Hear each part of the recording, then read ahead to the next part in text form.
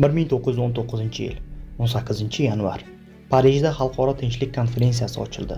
Bu sana tasodif emas. Aynan shu kuni 48 yil oldin Germaniya imperiya deb e'lon qilingandi. Endi esa Germaniya tahqirlanayotgan edi.